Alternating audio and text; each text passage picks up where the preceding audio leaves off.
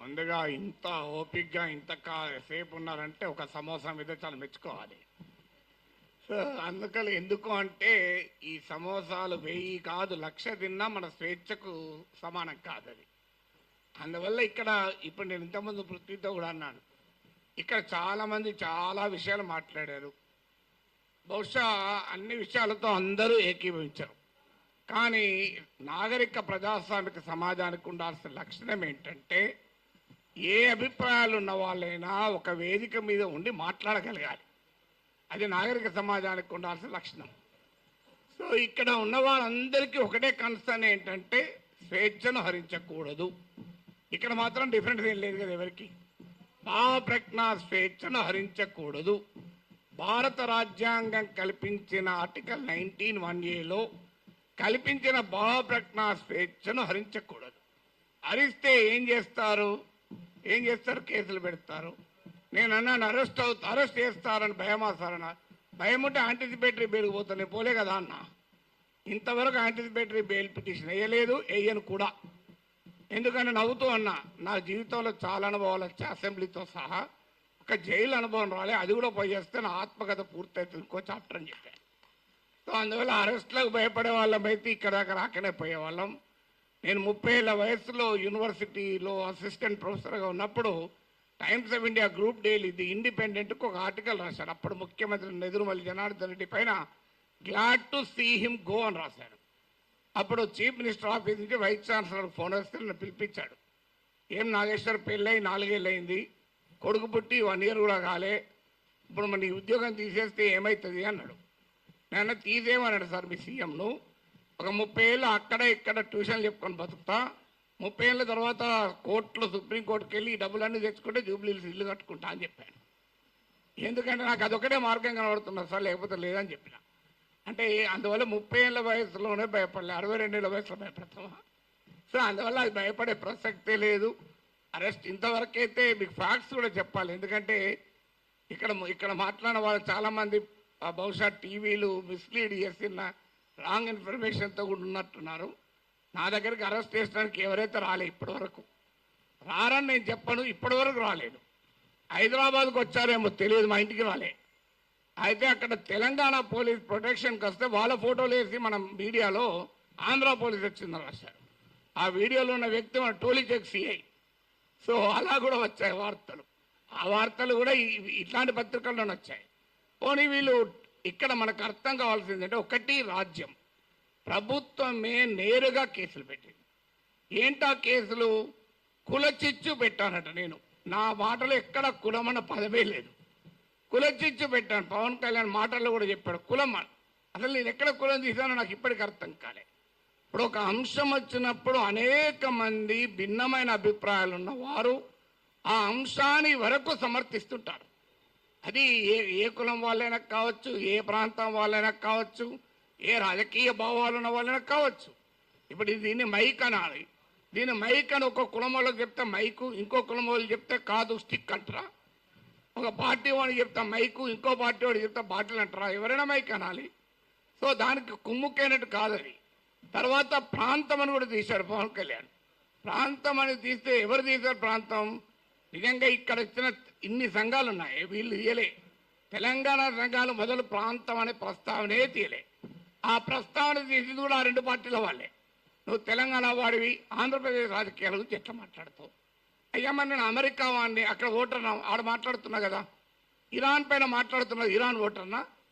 ఇది ఎక్కడ సిద్ధాంతం అయ్యా? మీరైతే ఇక్కడ ఇల్లు కలిగి ఉంటారు, ఆస్తులు కలిగి ఉంటారు, మేము మాట్లాడకూడదంటే ఎట్లా? తెలంగాణలో ఉన్న పుట్టినవాడిని కనుక తెలంగాణ వాడి కనుక మాట్లాడద్దంటే ఎట్లా? అంటే కులం తీసింది మీరు, ప్రాంతం తీసింది మీరు, మళ్ళీ మమ్మల్ని కులము ప్రాంతం తీశారంటున్నారు. ఎంత ఆశ్చర్యమో చూడండి. ఇక అది కులం చిచ్చు పెట్టారని కేసు పెట్టారు, అక్కడ కులం ప్రస్తావన కూడా చేయలేదు. నేను ఇంకో కేసు ఏంటిది, ఈవెన్ నోటీస్ ఇవ్వకుండా కూడా అరెస్ట్ చేయొచ్చు 3 ఏళ్ళు. ఏంటదా అంటే అల్లర్లు సృష్టించేదానికి పనిచేశారట. నేను ఇప్పుడు ఈ ఇన్సిడెంట్ జరిగి 10 రోజులు అయింది. ఎక్కడ అల్లర్లు అయింది? 2 దోమలు కూడా ఎవరు చంపలే, 4 ఈగలు కూడా చంపలే. అల్లర్లు ఎక్కడే? పోనీ 2 కుక్కలు కొట్లాడుకున్నాయా? మరి ఏమో ఏంది ఇది? మీకు అల్లర్లు సృష్టించారు. అదే కాదు, ప్రజా జీవితాన్ని అల్లకల్లోలం చేశారట ఒక కేసు. జోకేంద్ర వాళ్ళు పెట్టిన కేసులు మనకు నవ్వొస్తాయి. మీరు ఎంతమంది చూశారో తెలియదు నాకు ఎఫ్ఐఆర్లు. ఆ సెక్షన్ నేను చూస్తే ఆ లాలోనే ఉంది, this section is not applicable for words అన్నాడు. మరి నేను వర్డ్స్ కాకపోతే ఏం మాట్లాడినా బాంబులు వేసినా. ఇంకో దగ్గర this section is not applicable to the statements అన్నారు. నేను మాట్లాడేది వర్డ్ స్టేట్మెంటే కదా. అంటే అప్లికేబుల్ కాదని చట్టంలో ఉన్న కేసు పెట్టారు. ఇక చూడండి, ఇక్కడ మనకు అర్థం కావాల్సింది అంటే చాలా మంది మిత్రులు మాట్లాడారు, నేను మాట్లాడిన అంశం అసలు ఇష్యూనే కాదు, అది ఇష్యూనే కాదు.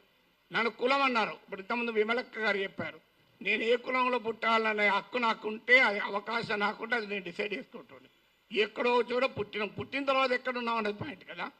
చిన్నప్పటి నుంచి అణగారిన కులాల కొరకే పనిచేశాను తప్ప అణగారిన జాతుల కొరకు వర్గాల కొరకే మాట్లాడాను. ఇక్కడ కాదు, ప్రపంచంలో ఎక్కడ అణచివేతుంటే అక్కడ మాట్లాడాం. ఇక్కడ కాదు, ఏ వెనుజులాలో నా కులం ఉందా, నా ప్రాంతం ఉందా, వెనుజులాలో అణచివేత గురించి, క్యూబాలో అణచివేత గురించి మాట్లాడాం, కొలంబియాలో మాట్లాడాం. అక్కడ ఎవరి కులాలు ఉన్నాయి, ఎవరు ఏమున్నాయో మాకు. సో ఎక్కడ అణచివేత ఉంటుంటే అక్కడ మాట్లాడతాం. సో అందువల్ల ఇక్కడ అసలు విషయం ఏంటి అంటే, ఇంతకుముందు చెప్పారు మన మిత్రుడు రఘు చెప్పాడు, అసలు విషయం ఈ ఇష్యూనే కాదు. ఇష్యూ ఏంటి, ఆంధ్రప్రదేశ్కు విశాఖపట్నానికి రైల్వే జోన్ ఇచ్చాడు. ఆ ఇచ్చినట్టే ఇచ్చి ఆదాయం వచ్చే కిరండాల్ కోరాపుట్ లైన్ తీసేసి ఇచ్చారు. ఆ లైన్ను ఒరిస్సాకు పంపించారు. ఆంధ్రప్రదేశ్లో ఒక్క రాజకీయ పార్టీ అడగదు. నా పైన గంట సేపు డిబేట్ పెట్టే టీవీ ఛానల్ కూడా అడగవు. విచిత్రం ఏంటంటే, అయ్యా మరి ఈ రైల్వే జోన్ ఇచ్చారు, ఆదాయాన్ని ఇచ్చేదాన్ని తీసుకువెళ్ళి ఒరిస్సాలో కలిపారు, ఇది అన్యాయం కదా అని ఒక్కరు అడగలే. నాగేశ్వర్ పైన 1 అవర్ డిబేట్ పెట్టిన వాళ్ళకు ఆంధ్రప్రదేశ్ ప్రజల కోసం అవసరమైన ఈ ఒక్క టాపిక్ మీద ఎందుకు డిబేట్ పెట్టరు? ఆన్సర్ లేదు. ఇక మీకు మచిలీపట్నం పామర్రు ప్రాంతంలో మీకు విలువైనటువంటి ఆయిల్ అండ్ గ్యాస్ నిక్షేపాల్ని ఓఎన్జీసీ కనుగొంటే అత్యంత చరిత్ర జరిగిన దుర్మార్గ చరిత్ర గల వేదాంతకి ఇచ్చేశారు. తూత్కుడిలో ప్రజల్ని చంపినటువంటి వేదాంతకి ఇచ్చారు. ఇది ఆంధ్రప్రదేశ్లో ఏ ప్రధాన పార్టీలు రెండూ అడగలే. ఇక్కడ నా పైన డిబేట్ పెట్టిన టీవీ వాళ్ళు అడగలే. విచిత్రం ఏంటంటే, కానీ నేను అడిగాను, అది కోపం ఏంటంటే ఇలాంటి ఉదాహరణ 100 చెప్పగలుగుతాను. అందువల్ల పబ్లిక్గా క్వశ్చన్ చేయకూడదు. అందువల్ల ఒక్కసారి బెదిరిస్తే దాన్ని డాక్ట్రైన్ ఆఫ్ చిల్లింగ్ ఎఫెక్ట్ అంటారు. అంటే బెదిరిస్తే వీడు నోరు విప్పడాలి. కానీ గుర్తుపెట్టుకోవాలి, ఎంత బెదిరిస్తే అంత బిగ్గరగా అడుగుతాం, పని కట్టుకొని కూడా అడుగుతాం. అదే నేను అన్నది. అదే అని యుద్ధం మీరు మొదలు పెట్టారు, నేను ముగిస్తాను అన్నారు. మళ్ళీ దాన్ని పెట్టుకొని యుద్ధం చేస్తావట అంటారు. అయ్యా నేను ఏమన్నా అందులో క్లియర్గా నా ప్రజా సమస్యల పైన అన్నా. అంటే ఇప్పుడు ఇంకా దానిపైన కేసు పెట్టలేదు. బహుశా ఎఫ్ఐఆర్ ఛార్జ్ షీట్లు యాడ్ చేస్తారో తెలియదు. కానీ ఒక్కడు మాత్రం మళ్ళీ చెప్తున్నాను, మీరు అరెస్ట్ చేసుకుంటారా, కేసులు విత్డ్రా చేస్తారా, చెయ్యరా, అది మీ ఇష్టం. మేము మాత్రం మాట్లాడుతూనే ఉంటాం. We will die but we will not give up our right to free speech అనేది మా మాట. చావనన్నా చేస్తాం కానీ మాట్లాడే హక్కును వదులుకోము. నీకే అణిచివేత వేసినా దానికి మేము సిద్ధం, సంతోషం. మీరు వస్తారంటే చెప్పండి, టైము ప్లేస్ కూడా చెప్పండి, ఆడికి వస్తా, కావాలంటే అరెస్ట్ చేసుకోండి. Thank you very much. Telangana ఉద్యమంలో ఓ స్లోగన్ ఉండే, ఆకలినైనా భరిస్తాం కానీ అవమానాన్ని సహించమని. సార్ కూడా అదే ఇప్పుడు చెప్పిండు, we will die but we will not lose our right to speak. So దీన్ని కంటిన్యూ చేసుకుంటూ